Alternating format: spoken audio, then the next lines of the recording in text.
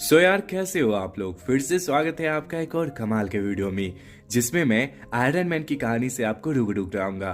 Friends, जैसा आपको पता है कि हमारे चैनल पर स्पाइडरमैन नो वे होम से जुड़े जितने भी विलन हैं उसकी एक स्पेसिफिक वीडियो बन रही है, या फिर वो विलन जो स्पाइडरमैन नो वे होम में दिखने वाले हैं उनके लिए अलग अलग से मूवी एक्सप्लेन करी जा रही है जिसमें वो विलन दिखे थे। और अगर आप कल की मूवी यानी स्पाइडरमैन होम कमिंग को ध्यान से देखोगे तो उसमें कहीं न कहीं स्पाइडरमैन का गुरु या फिर उसका मेंटर या फिर उसे हेल्प करने वाला आयरन मैन रहा है। इसीलिए एक छोटा सा ब्रीफ इंट्रो तो आयरन मैन के लिए बनता है। हमारी आज की कहानी शुरू होती है अफगानिस्तान के एक छोटे से प्रांत कुनार से, जहां पर हम लोग बहुत सारे अमेरिकन सोल्जर को देख पाते हैं जो किसी टोनी स्टार्क नाम के उद्योगपति के साथ कहीं जा रहे होते हैं। बात करें फ्रेंड्स हम लोग टोनी स्टार्क की, तो ये genius multi billionaire play boy type एक साइंटिस्ट होता है जिसने पास्ट में बहुत सारे अत्याधुनिक आविष्कार किए होते हैं या फिर वेपन बनाए हुए होते हैं, जिसकी वजह से अमेरिका आज बहुत ज्यादा तरक्की कर रहा होता है और अपने इसी वेपन के सिलसिले में यहाँ पर वह आया हुआ होता है। टोनी समेत सारे सोल्जर आपस में बात करते हुए आगे बढ़ रहे होते हैं कि तभी इन सारे लोगों पर कुछ आतंकवादी संगठन का हमला होता है, जिसमें ये सारे लोग यानी ये सारे सोल्जर अपनी जान की बाजी लगाते हुए टोनी को बचाने की कोशिश करते हैं। पर लाख चाहने के बाद भी यानी अपनी जान की कुर्बानी लगाने के बाद भी ये आतंकवादी संगठन इन सारे सोल्जर पर भारी पड़ते हैं। अपनी आर्मी को कमजोर पाता हुआ देखकर टोनी खुद को संभालते हुए एक पत्थर के सहारे छिपने की कोशिश करता है, पर यहाँ पर कुछ क्षण बाद एक बड़ा सा बम आकर गिरता है जिस पर स्टार्क इंडस्ट्री लिखा हुआ होता है। फ्रेंड्स, बात करें स्टार्क इंडस्ट्री की तो ये कुछ और नहीं बल्कि टोनी स्टार्क की खुद की कंपनी थी जो दूसरे जगहों के लिए बम या फिर बारूद बनाया करती थी और अच्छे अच्छे दामों पर सेल किया करती थी। यहाँ पर टोनी कुछ सोच पाता कि इससे पहले यहाँ मौजूद ये बम ब्लास्ट हो जाता है और इसके बहुत सारे छर्रे टोनी के सीने में घुस जाते हैं। और इसी के साथ ये कहानी फ्लैशबैक में चली जाती है और हम लोग कुछ दिन पहले की घटना को देख पाते हैं, जहां पर जेम्स रोडी एक पार्टी में मौजूद होता है और टोनी स्टार्क को कुछ पुरस्कार देने के लिए उसे नामांकित कर रहा होता है। बात करें फ्रेंड्स हम लोग जेम्स रोडी की, तो ये यूएस आर्मी का हाई रैंक ऑफिसर होता है जिसने पास में बहुत अच्छे अच्छे काम किए होते हैं। पार्टी में मौजूद सारे लोग अपनी अपनी निगाहों से टोनी स्टार्क को खोजने की कोशिश करते हैं, पर लाख चाहने के बाद भी इन्हें टोनी कहीं भी नहीं दिखता। अपनी कंपनी की बेइज्जती होते देख ओबडिया स्टेन, जो इस कंपनी का बहुत बड़ा शेयर होल्डर होता है, वह अपनी कुर्सी से उठता है और रोडी के पास जाकर टोनी स्टार्क के नाम के पुरस्कार को ले लेता है। बात करें फ्रेंड्स हम लोग ओबडिया स्टेन की, तो ये कोई और नहीं बल्कि टोनी के कंपनी का बहुत बड़ा शेयर होल्डर था जिसने टोनी के पिता हॉवर्ड स्टार्क के साथ मिलकर स्टार्क इंडस्ट्री यानी टोनी के कंपनी की नींव रखी थी। और आज के समय में टोनी के बाद ओबडिया स्टेन ही इस कंपनी यानी स्टार्क इंडस्ट्री का कर्ता धर्ता था। अगले सीन में हम लोग टोनी स्टार्क को बहुत सारी लड़कियों के साथ एक पार्टी में देख पाते हैं, जहां पर वह बहुत सारी लड़कियों के साथ मस्ती कर रहा होता है कि तभी यहाँ पर जेम्स रोडी आता है और उसके नाम का पुरस्कार टोनी को देने की कोशिश करता है, जिस पर टोनी कहता है, यार मेरे घर में तो जगह ही नहीं है इस चीज को रखने की। टोनी की बात सुनकर रोडी जबरदस्ती इसके हाथ में इसका पुरस्कार या फिर अवार्ड थमा देते हैं और फिर अपने साथ बाहर चलने को कहते हैं। बाहर आने पर टोनी की मुलाकात एक रिपोर्टर से होती है। क्योंकि हमारा हीरो एक प्ले बॉय टाइप सख्त लौंडा था, इसीलिए वह पहले तो इस लड़की के जवाब को सही तरीके से देता है और फिर इसके साथ फ्लर्ट करना शुरू कर देता है, जिसके बाद ये लड़की यानी ये रिपोर्टर इसकी बातों में आती हुई टोनी के साथ इसके घर पर चली जाती है। और अगले क्षण हम लोग टोनी स्टार्क को इस रिपोर्टर के साथ कमरे में कुछ ऐसा करते हुए देख पाते हैं। फ्रेंड्स, अब सुबह हो गई होती है और जब टोनी अपने काम में व्यस्त होता है तो इसके पास इसकी सेक्रेटरी आती है और बताती है कि इसे आज अफगानिस्तान में कुछ डीलिंग के सिलसिले में जाना है, यानी वेपन को डील करने जाना है। शुरू में तो टोनी स्टार्क राजी नहीं हो पाता, पर अपनी सेक्रेटरी की बात मानते हुए वह राजी हो जाता है और अपने फ्रेंड रोडी के पास अपने प्राइवेट प्लेन से अफगानिस्तान के लिए निकल पड़ता है। प्लेन में हुई बातचीत के दौरान हम लोग नोटिस करते हैं कि टोनी स्टार्क और रूडी में काफी अच्छी बॉन्डिंग है और दोनों काफी अच्छे दोस्त हैं। काफी देर तक चले मौज मस्ती और बातचीत के बाद ये दोनों आखिरकार अपनी टीम के साथ अफगानिस्तान में पहुंचते हैं, जहां इनकी मुलाकात यूएस आर्मी के बहुत सारे ऑफिसर से होती है। यहाँ पर हमारा टोनी स्टार्क अपने सबसे अत्याधुनिक मिसाइल या फिर सबसे पावरफुल वेपन जेरिको मिसाइल की प्रदर्शनी करता है, जिसे देखकर सभी लोग काफी दंग रह जाते हैं। जेरिको की प्रदर्शनी करने के बाद टोनी स्टार्क यूएस आर्मी के कुछ ऑफिसर या फिर उसके कुछ सोल्जर के साथ गाड़ी में बैठता हुआ एयरपोर्ट की तरफ बढ़ रहा होता है कि तभी इसके ऊपर में कुछ आतंकवादी हमला कर देते हैं। यह वही सीन था फ्रेंड्स जिसे आपने कुछ देर पहले देखा था। और इसी के साथ हमारी कहानी फ्लैशबैक से वापस आती है, जहां हम लोग घायल टोनी स्टार्क के शरीर के आसपास बहुत सारे डॉक्टर को देख पाते जो इसका इलाज कर रहे होते हैं। वहीं दूसरी तरफ जब टोनी स्टार्क की आंखें खुलती है तो इसका शरीर एक कार की बैटरी से कनेक्ट होता है। अपने शरीर से इस बैटरी को कनेक्ट हुआ देखकर टोनी स्टार्क अपने सामने मौजूद अधगंजे इंसान से इस बैटरी के बारे में पूछता है। जवाब में ये अधगंजा इंसान कहता है ब्लास्ट के बाद बॉम्ब के छर्रे इसके शरीर में घुस गए थे और काफी सारे छर्रे इसके दिल के पास थे।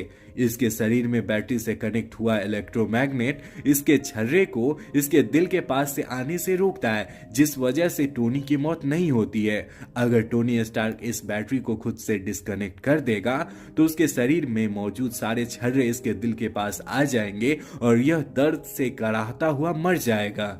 ये दोनों आपस में बात कर रहे होते कि इनके पास आतंकवादी संगठन का हेड आ जाता है, जो पहले तो टोनी स्टार्क को देखकर काफी खुश होता है और फिर इससे बात करते हुए जेरिको मिसाइल बनाने को कहता है। शुरू में तो टोनी स्टार्क राजी नहीं हो पाता, जिसे देखकर यह अधगंजा इंसान इससे कहता है कि अगर तुम जेरिको को नहीं बना कर दोगे तो ये तुम्हें वैसे भी मार देगा। अधगंजे इंसान की बात सुनकर टोनी स्टार्क मिसाइल बनाने के लिए रेडी हो जाता है, पर कहीं न कहीं यहाँ से निकलने वाली घटना या फिर यहाँ से निकलकर अपने देश में पहुंचने वाली बात इसके दिमाग में घूमती रहती है। क्योंकि टोनी ने मिसाइल बनाने के लिए हाँ कही थी, इसीलिए ये आतंकवादी हंसता हुआ यहाँ से चला जाता है। आगे थोड़ी बहुत बातचीत करने के बाद इस अधगंजे इंसान से टोनी को पता चलता है कि जिस जगह पर टोनी को किडनैप करके रखा गया है वो बीच पहाड़ियों का इलाका है और यहाँ पर इजिली यूएस आर्मी वाले नहीं आ सकते। इस अधगंजे इंसान की बात सुनकर टोनी को ऐसा लगता है कि अगर इसे यहाँ से भागना होगा तो इसे कोई न कोई एक ऐसी चीज बनानी होगी जिससे वह उड़कर यहाँ से दूर जा सके या फिर लंबी छलांग लगाकर यहाँ से भाग सके। सूट का आइडिया मिलते ही ये दोनों काम पर लग जाते हैं और मिसाइल में लगने वाली चीजों के बहाने अपनी सूट में लगने वाली चीजों को आतंकवादी से मांग लेते हैं। क्योंकि अधिकतर आतंकवादी अनपढ़ होते हैं या फिर इंजीनियरिंग बैकग्राउंड से नहीं होते हैं, इसीलिए ये लोग आसानी से आतंकवादियों की आंख में धूल झोंकने में कामयाब होते हैं। काफी दिनों की कड़ी मेहनत के बाद ये लोग आखिरकार सूट बनाकर यहाँ से निकलने की फाइनल तैयारी कर रहे होते हैं, पर ऐन मौके पर आतंकवादी को टोनी के मंसूबे के बारे में पता चल जाता है और वह इन दोनों के पास आने की कोशिश करता है। आतंकवादियों के आने की आहट सुनकर टोनी अपना आधा बना ही सूट पहनता है और यहाँ मौजूद सारे आतंकवादियों पर हमला करने की कोशिश करता है। इसी क्रम में अधगंजा डॉक्टर भी इसकी बहुत सारी मदद करता है और अपनी जान की बाजी लगाते हुए यानी अपनी जान की कुर्बानी देते हुए टोनी को यहाँ से भागने में मदद करता है। गुफा से बाहर निकलने के बाद टोनी स्टार्क खुद को संभालते हुए किनारे पर पहुंचता है और फिर अपने सूट में मौजूद रिपल्सर को ऑन करता है, जिस वजह से इससे एक जोरदार का लिफ्ट मिलता है और वह उड़ते हुए एक रेगिस्तान में जाकर गिरता है।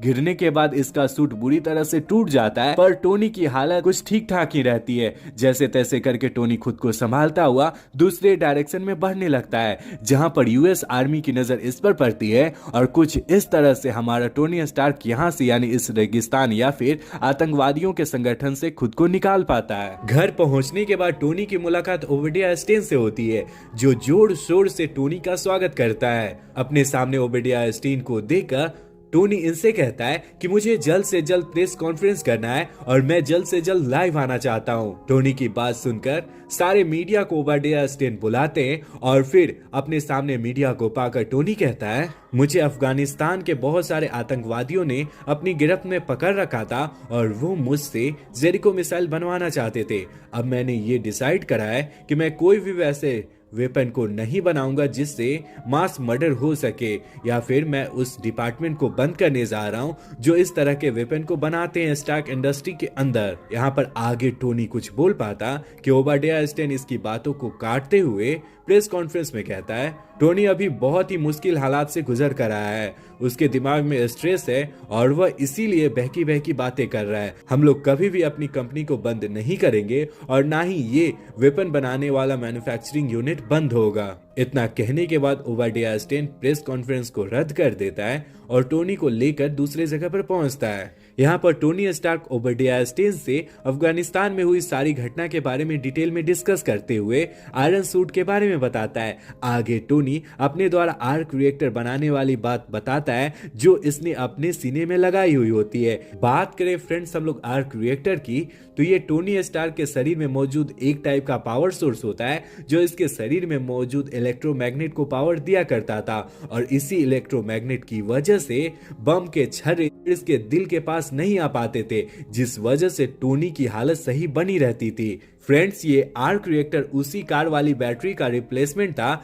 जो अधगंजे डॉक्टर ने अफगानिस्तान में इसके सीने में लगाई थी। आगे चलकर ये आर्क रिएक्टर बहुत ही ज्यादा इंपॉर्टेंट पार्ट होने वाला है आयरन मैन की लाइफ का, क्योंकि यही आयरन मैन की सूट को पावर देने का काम किया करेगा। सो फ्रेंड्स, आप इस आर्क रिएक्टर को अपनी ध्यान में रखना। टोनी के सीने में आर्क रिएक्टर को देखकर ओबाडिया स्टेन बहुत ज्यादा खुश होते हुए कहता है, वह तुमने कमाल की चीज खोज निकाली है, इस चीज को मार्केट में बेचकर हम लोग काफी मुनाफा कमा सकते हैं। जिस पर टोनी स्टार्क यहाँ पर ना में जवाब देते हुए यहाँ से चुपचाप चला जाता है। फ्रेंड्स, अब कहानी आती है तकरीबन 10 घंटे बाद, जहां हम लोग टोनी को उसके असिस्टेंट पेपर पॉट्स के साथ देख पाते हैं। यहाँ पर टोनी स्टार्क पेपर पॉट्स से कहता है, मेरे सीने में तुम्हें अजीब सी चीज दिख रही होगी, मेरी रिक्वेस्ट है कि तुम इस चीज को पकड़कर निकाल दो और इस जगह पर नई वाली चीज जो मैं तुम्हें दे रहा हूँ उसे लगा दो। टोनी की बात सुनकर पेपर पॉट टोनी के द्वारा बताए गए काम को करने के लिए रेडी हो जाती है।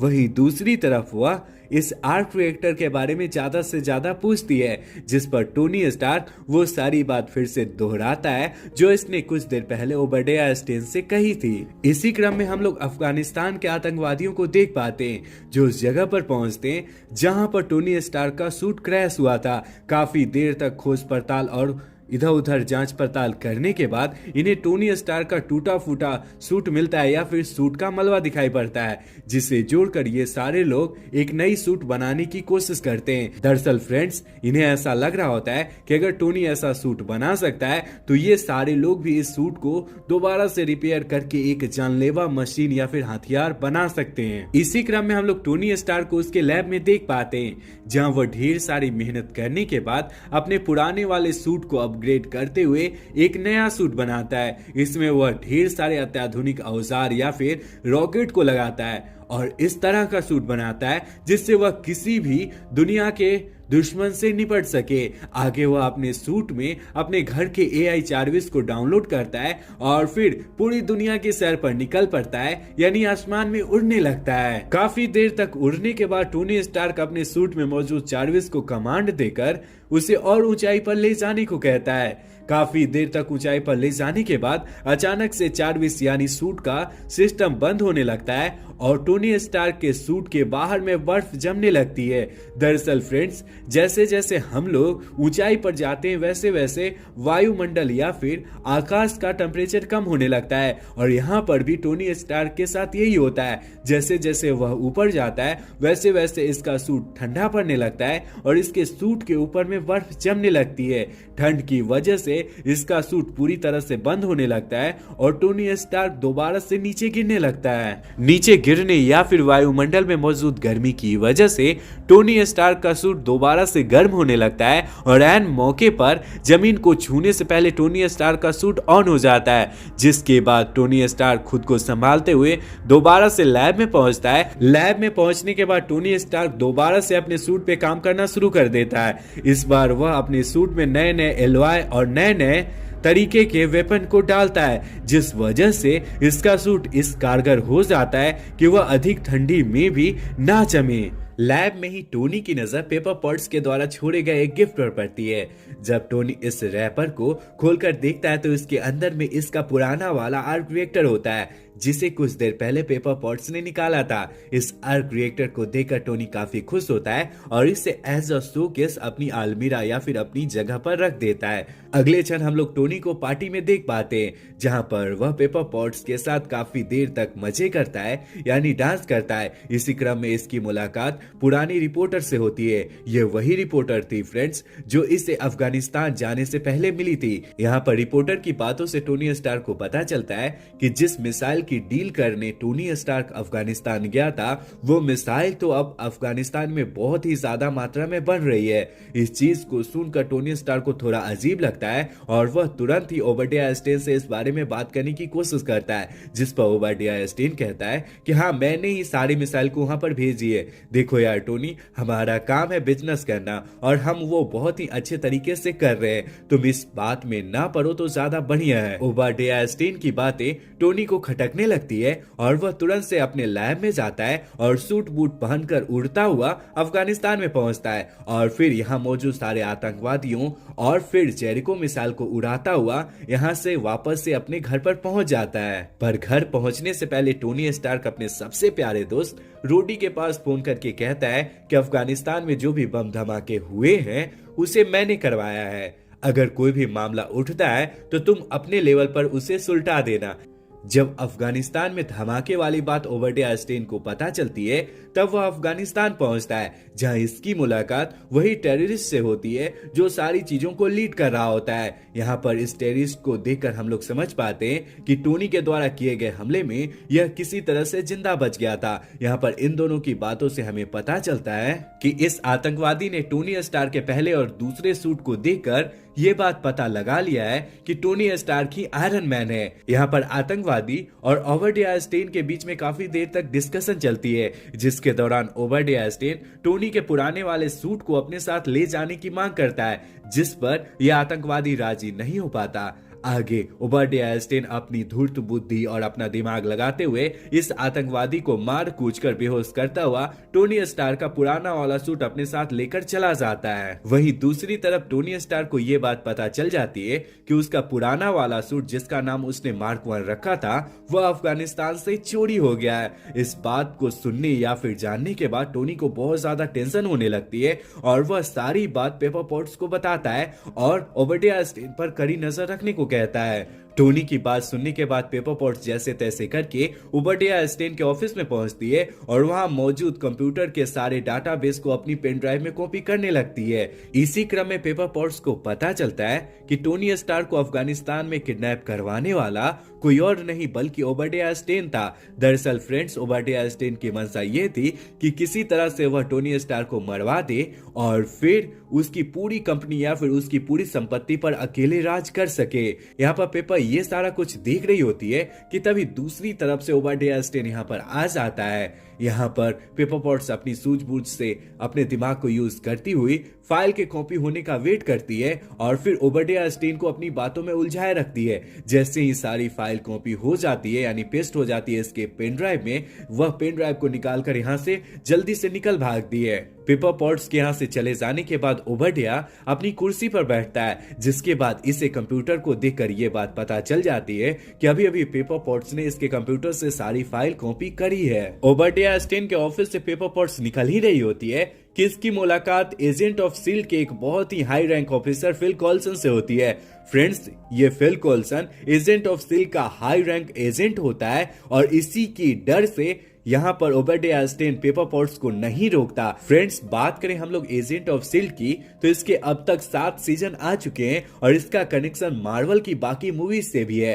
फ्रेंड्स, अगर आप चाहते हो कि एजेंट ऑफ शील्ड की भी एक्सप्लेनेशन मैं अपने चैनल पर अपने टीममेट्स के द्वारा प्रस्तुत करवाऊं, तो कमेंट में एजेंट ऑफ शील्ड लिख देना। बाद बाकी हम लोग वापस से कहानी की ओर आगे बढ़ते हैं। चूंकि अब तक ओबाडिया स्टेन को यह बात पता चल चुकी थी कि टोनी स्टार्क की आयरन मैन है, इसीलिए पेपर पॉट्स की करतूत से वह बहुत ज्यादा डर जाता है और डरते हुए अपने मैन्युफैक्चरिंग यूनिट यानी अपने साइंटिस्ट के पास पहुंचता है और टोनी स्टार्क के पहले वाले सूट यानी मार्क 1 पर काम करवाना शुरू करता है। यहाँ पर ओबाडिया स्टेन को साइंटिस्ट की बातों से पता चलता है कि इस सूट को पावर देने का काम छोटा वाला आर्क रिएक्टर करता है, जिसे इतनी जल्दी बनाना लगभग नामुमकिन है। साइंटिस्ट की बात सुनने के बाद ओबाडिया स्टेन को याद आता है कि टोनी के सीने में छोटा वाला आर्क रिएक्टर है। अगर वह किसी तरह से टोनी स्टार्क को मार देगा या फिर उसका वाला आर्क रिएक्टर ले लेगा, तब वह दुनिया का सबसे खतरनाक या फिर पावरफुल विलन या फिर पावरफुल इंसान बन सकता है। इस बात को सुनने के बाद ओबाडिया स्टेन टोनी स्टार्क के पास जाता है और इसे बातों में उलझाकर इसे बेहोश करते हुए इसके सीने से आर्क रिएक्टर निकाल लेता है।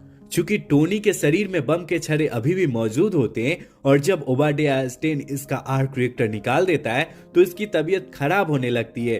टोनी जैसे तैसे खुद को संभालते हुए मेडिकल सपोर्ट को बुलाने की कोशिश करता है कि तभी यहाँ पर इसे याद आता है कि इसकी असिस्टेंट पेपर पॉट ने इसे पुराना वाला आर्क रिएक्टर गिफ्ट करके दिया था। इस बात को याद आने के बाद टोनी स्टार्क खुद को संभालते हुए जैसे तैसे करके पुराने वाले आर्क रिएक्टर के पास पहुंचता है और अपना पुराना वाला आर्क रिएक्टर अपने शरीर के अंदर डाल लेता है, जिस वजह से इसकी शक्ति दोबारा से लौट जाती है और यह पहले की तरह फील करने लगता है। इसी क्रम में हम लोग ओबाडिया स्टेन को देख पाते हैं जो टोनी स्टार्क के सबसे पहले वाले सूट की कॉपी करता हुआ एक बहुत बड़ा आयरन जेंट सूट बनवाता है और इसका नाम वह आयरन मॉन्गर रखता है। आगे ओबाडिया स्टेन टोनी स्टार्क के पास से लाए हुए आर्क रिएक्टर को इस आयरन मॉन्गर के अंदर डाल देता है और फिर आयरन मॉन्गर को पहनकर आयरन मैन यानी टोनी स्टार्क से लड़ने के लिए निकल पड़ता है। इसी क्रम में हम लोग टोनी स्टार्क को देख पाते हैं जो भी आयरन मॉन्गर यानी ओबाडिया स्टेन की तरफ आ रहा होता है ताकि वह अपना बदला पूरा कर सके। आगे हम लोग इन दोनों में एक कड़ी टक्कर देख पाते हैं। कभी आयरन मैन आयरन मॉन्गर पर भारी पड़ता है तो कभी आयरन मॉन्गर आयरन मैन पर। काफी देर तक चली हाथापाई के बाद आयरन मैन यानी टोनी स्टार्क को लगने लगता है कि आयरन मॉन्गर को हराना इतना आसान नहीं होगा, इसीलिए वह आसमान की ऊंचाइयों पर जाने लगता है, जिसका पीछा करते हुए आयरन मॉन्गर भी आसमान की ऊंचाइयों पर पहुंचता है। चूंकि टोनी स्टार्क ने अपने सूट को अपग्रेड किया था, इसीलिए आवश्यकता से ज्यादा ऊंचाई पर जाने के बाद टोनी स्टार्क का सूट नहीं जमता, वहीं दूसरी तरफ आयरन मॉन्गर का सूट जमने लगता है। इस मौके का फायदा उठाकर टोनी स्टार्क आयरन मॉन्गर यानी ओबाडिया स्टेन पर हमला करता है और इसे थूड़ने पीटने की कोशिश करता है, पर एक ऊंचाई से नीचे आने के बाद ओबाडिया स्टेन का सूट दोबारा से ऑन हो जाता है और फिर से वह आयरन मैन पर भारी पड़ने लगता है। अपने आप को कमजोर पाता देखकर आयरन मैन समझ जाता है कि आयरन मॉन्गर को हराना लगभग नामुमकिन है, इसीलिए वह आयरन मॉन्गर को ललकारता हुआ स्टार्क इंडस्ट्री की लैब वाली छत पर पहुंचता है, जहां पर ऑलरेडी बहुत बड़ा आर्क रिएक्टर मौजूद होता है जो स्टार्क इंडस्ट्री यानी टोनी के कंपनी को पावर दिया करती थी। यहीं पर टोनी स्टार्क दोबारा से आयरन मॉन्गर से लड़ना शुरू कर देता है। काफी देर तक लड़ाई झगड़ा करने के क्रम में ही टोनी स्टार्क पेपर पॉट से कांटेक्ट करता है और नीचे मौजूद आर्क रिएक्टर के पावर को बढ़वा देता है और मौका पाकर तुरंत ही इस छत से दूर चला जाता है, जिस वजह से आर्क रिएक्टर के नीचे से निकलने वाली चिंगारी सीधे आयरन मॉन्गर के सीने में लगती है और दोनों में बहुत बड़ा ब्लास्ट होता है और आयरन मॉन्गर इसी बड़े वाले आर्क रिएक्टर के अंदर जाकर जलकर मर जाता है। फ्रेंड्स, अब कहानी आती है तकरीबन 8 घंटे बाद, जहां हम लोग टोनी स्टार्क को आराम से बात करते हुए पेपर पॉट से देख पाते हैं कि तभी इसके पास फिल कॉल्सन आता है और कहता है, मुझे पता है कि आपने आयरन मॉन्गर से लड़ाई लड़ी है। मीडिया वाले अगर आपसे पूछेंगे कि वो सूट कौन सा था तो आप ये कह देना कि उस सूट में मेरे बॉडीगार्ड थे और वही दोनों आपस में लड़ रहे थे। फिल कॉल्सन की बात सुनकर टोनी स्टार्क तो हाँ में सिर हिलाता है, पर जल्दी वह मीडिया के सामने जाकर अपनी पूरी आइडेंटिटी रिवील करते हुए कहता है, आई एम आयरन मैन। और इसी के साथ ये फिल्म यहीं पर खत्म हो जाती है।